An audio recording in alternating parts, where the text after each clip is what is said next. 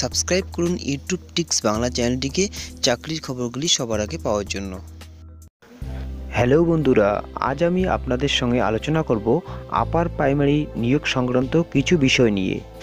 তো তার পূর্বে আপনাদের কাছে অনুরোধ, যদি আমার চ্যানেলে প্রথম হয়ে থাকেন বা আমার চ্যানেলটিকে সাবস্ক্রাইব করে না থাকেন, তো অবশ্যই আমার চ্যানেলটিকে সাবস্ক্রাইব করে বেল আইকন প্রেস করবেন এবং ভিডিওটি যদি ভালো লাগে তাহলে অবশ্যই একটি লাইক করবেন এবং আপনাদের মতামত কমেন্ট করে জানাবেন, আর আপনাদের বন্ধুদের দেখার জন্য অবশ্যই শেয়ার করবেন। তো বন্ধুরা, আপনারা জানেন যে আপার প্রাইমারি নিয়োগের যে খবরটি ছিল যে জানুয়ারি মাসের 10 তারিখ নাগাদ আপার প্রাইমারি নিয়োগে হাত দেওয়ার কথা কমিশনের। কিন্তু আমরা দীর্ঘদিন ধরে একটা কথা শুনতে পাচ্ছি যে কমিশনের যে চেয়ারম্যান আছে সেই চেয়ারম্যান পদের হয়তো পরিবর্তন হতে পারে। এই বিষয়টি নিয়ে বিভিন্ন ধরনের টালবাহানা চলছিল। কোনো সময় শোনা যাচ্ছিল যে চেয়ারম্যান পরিবর্তন হয়ে গিয়ে আগের যে চেয়ারম্যান ছিল সুবীরেশ ভট্টাচার্য, তাকেই চেয়ারম্যান করা হলো। আবার কোনো সময় শোনা যাচ্ছে না, শর্মিলা মিত্রকেই চেয়ারম্যান পদে বহাল রাখা হয়েছে।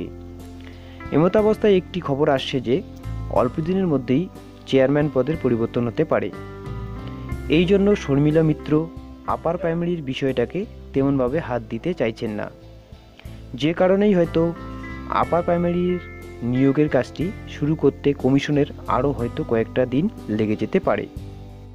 তাই আশা করা যাচ্ছে আগামী 20 তারিখ নাগাদ আপার প্রাইমারির কাজ শুরু হয়ে যেতে পারে, এবং আগামী 20 তারিখ নাগাদ যদি আপার প্রাইমারির কাজ শুরু না হয় তাহলে আপার প্রাইমারির যে ক্যান্ডিডেট সংখ্যা আছে এবং তার জন্য যে বরাদ্দ সময় লাগবে সেই সময়ে এবং আগামী যে ভোট আছে এই সময়ের মধ্যে এটা হওয়া সম্ভব হবে না।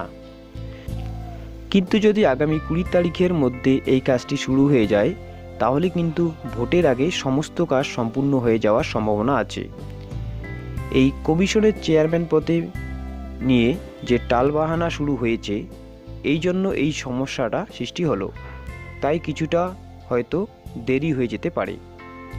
এর পাশাপাশি আপার প্রাইমারি কিছু সুখবরও আছে। তা হলো আপার প্রাইমারি সিট সংখ্যা যেটা আমরা ধারণা করেছিলাম হয়তো 30,000 পর্যন্ত হতে পারে, কিন্তু রাজানন্দীর কথা মতো আপার প্রাইমারিতে 30,000-এরও উপর সিট সংখ্যা হয়ে যাবে। তো আপার প্রাইমারিতে সবচেয়ে বড় সুখবর হলো আপার প্রাইমারিতে প্রচুর সিট বেড়ে যাচ্ছে, যার ফলে টেন্ট ও নন টেন্ট উভয়েরই চাকরি পাওয়ার সম্ভাবনা বেড়ে যাচ্ছে। তো এই ছিল আপার প্রাইমারি সম্পর্কে কিছু কথা। ভিডিওটি ভালো লাগলে অবশ্যই এটি লাইক করবেন, কমেন্ট করবেন এবং শেয়ার করে বন্ধুদের দেখার সুযোগ করে দেবেন, এবং সাথে থাকার জন্য অবশ্যই চ্যানেলটিকে সাবস্ক্রাইব করবেন। ভিডিওটি দেখার জন্য ধন্যবাদ। আপনার দিনটি শুভ হোক।